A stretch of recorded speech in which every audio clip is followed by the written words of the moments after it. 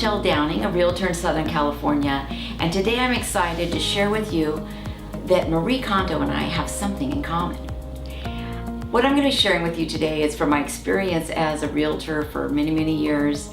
One of the things I do to all my clients is I put them in pain, said with a smile. And it's true, if you think about it, I help all my clients move unless they're investors. And it is an excruciating process if you've done it recently. So what I'm going to do today is I'm going to share 3 tips that will help you prepare for a move or just help you enjoy your home more. So please subscribe to my channel, look for more content. I'll be bringing some things that I think will be really helpful to you. All right, point number 1 is only keep what you love. And what Marie Kondo says is what sparks joy. You know, go around your home and find what sparks joy. If you haven't seen her on Netflix, she's brilliant and it's beautiful. She's restoring marriages and putting families back together in their space. And one of the things she encourages people to do is to hold something and see if it gives you joy. And if it gives you joy, then to keep it. If it doesn't, let it go. What I've been saying to my clients for over a decade is only keep what you love, especially when you go to move, is let go of the things that don't spark you joy or that you don't use often. And I have a couple examples for that in my home. One of the things that I have as decoration is this surfboard. And I don't surf on this surfboard anymore. It was my first surfboard. I started surfing late in life and it brings me so much joy. This surfboard wasn't very technically great for me, but it's really beautiful and it was my first. And so I have it in my home as a decoration. And I could show anything in my home. Almost everything I have I either love, it has meaning for me. It might be that it's a family heirloom, or it might represent a certain time in my life. It might be symbolic of something, or it just is something beautiful to me. So my home is full of those kind of things. So another example of something that's meaningful in my home is a photo I've had for 16 years. I went through a divorce 16 years ago, and I was feeling alone, and I found this photo, and it was a kind of a spiritual meaning for me. It reminded me that I'm not alone and that I have my God to lean on. And it seems that a lot of people see this photo and they connect to it too, but it's been very meaningful to me. So I've kept it all these years. Point number 2 is organize and rotate. I'm going to segue from the last point. And the problem with only keeping what you love is that many of my clients love everything that they have, and it becomes cluttered and overwhelming.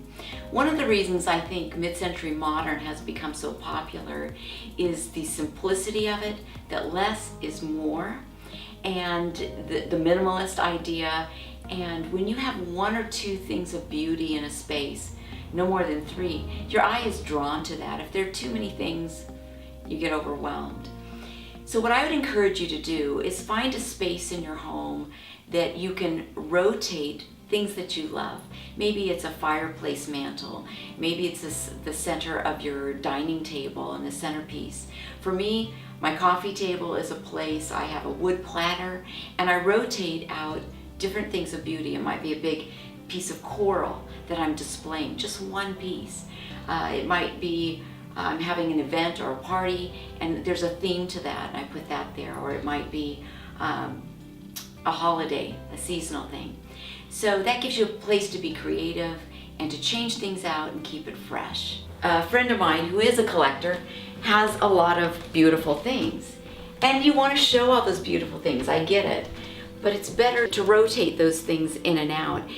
He happens to collect, he has a beautiful collection of Bauer pottery, and a lot of his pottery is packed away and you can't see it, there's so much of it. But he does have a display cabinet with glass, and then you see all the beautiful colors, and he uses those. So find a way to organize them but also display them, and you will enjoy them more if you rotate them in and out. Point number 3 is grieve. Moving is very emotional, and you see that in shows like Hoarders and this interest people have in HGTV. Our space is a part of who we are. So as people go through moving, I try to encourage them to let go. And I've had things happen like a professional get really emotional and angry about something, and their partner might be, what's going on? And they realize there's deep emotions about those items that they're getting rid of. And I could tell you all kinds of stories about that. And so give yourself permission. I had a time in my life when my daughters all had left the home and I had an empty nest, and I had a difficult time going home.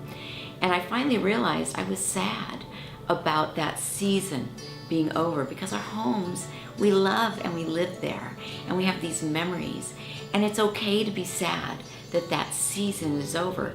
So take the time, acknowledge it, and then we can move on and accept. And I love what Dr. Seuss says. He says, don't cry because it's over, smile because it happened. And that's the grief process, is getting to a point where we can hold those memories and move on. So let yourself grieve. And then what I find is once people move, they kind of forget, and they have this whole new life or a whole new season, and it's wonderful, but it's a process. I hope those tips were helpful to you. I'm curious, what secrets do you have for making moving smoother and for organizing? So please share your tips below. And if this was helpful, give me some likes, subscribe to the channel, and I will be doing a monthly video with content. Love to have you check in, and hopefully those will be helpful things to you as well. And good luck with your moving, organizing, and rotating beauty in and out of your home.